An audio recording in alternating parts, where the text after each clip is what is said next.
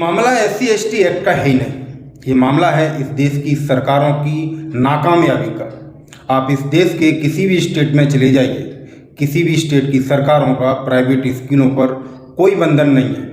वो अपने हिसाब से फीस बढ़ाते हैं, सिलेबस अपने हिसाब से चुनते हैं और अभिभावकों से किन किन तरीकों से पैसे लेने हैं ये वो डिसाइड करते हैं।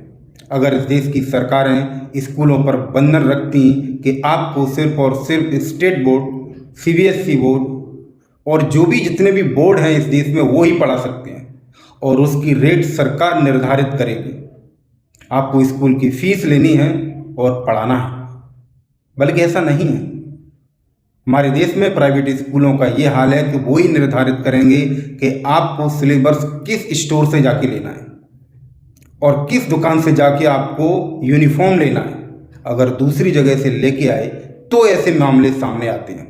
जहाँ ये मैडम भड़क रही है ना, शट अप, गेट आउट, मेरे सामने से चले जाइए, और इन पर SC/ST एक्ट लग गया। ये नाकामयाबी है इन सरकारों की। अगर ये लोग सरकारी स्कूलों को सही ढंग से चलाते, अच्छी शिक्षा मिलती, तो लोग क्यों प्राइवेट स्कूल में जाते? किसी के पास फालतू पैसा नहीं है और इस देश के अभिभावकों का सबसे ज़्यादा पैसा शिक्षा पर जा रहा है और हमारे देश की सरकारों का शिक्षा पर कोई नियंत्रण नहीं।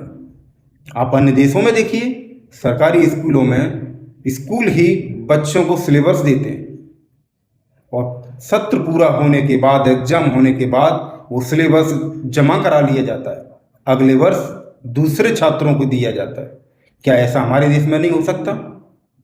बल्कि आप ऐसे ऐसे कानून लेके आ रहे हो कि समाज को तोड़ने का काम कर रहे हो, सिर्फ और सिर्फ वोट बैंक की राजनीति कर रहे हो। ये मामला SC/ST एक्ट का नहीं, इन देश की सरकारों की नाकामयाबी का है। अगर ये वीडियो आप लोगों को सही लगा हो तो कृपया कमेंट सेक्शन में जरूर आइएगा और हमें फॉलो भी कीजिएगा। जय श्री राम।